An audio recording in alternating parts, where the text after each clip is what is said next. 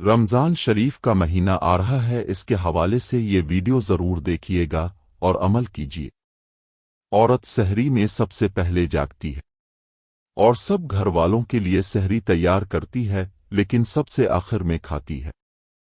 روزہ رکھنے کے بعد دوپہر میں بچوں کو کھانا کھلاتی ہے، پھر 4 بجے کے بعد سے افطاری تک اپنے خاندان والوں کے لیے افطاری تیار کرنے میں لگ جاتی ہے۔ چاول، پالک، گوشت، چٹنی وغیرہ وغیرہ تیار کرتی ہے، اور ساتھ میں یہ ڈر بھی رہتا ہے کہ پتہ نہیں کیسے پکا ہوگا۔ ساس اور سسر کے لیے الگ چیز پکاتی ہے، اور ساتھ میں افطاری سے پہلے شوہر کے غصہ کو صبر سے جھیلنا بھی پڑتا ہے۔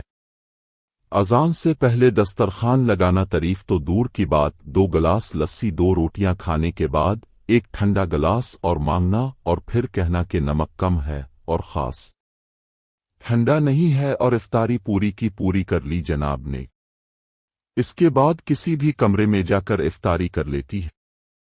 تراویح کے بعد پھر سے حضرات کے لیے چائے اور میوہ تیار کرتی ہے، اور پھر سے سحری میں سب سے پہلے جاگتی ہے۔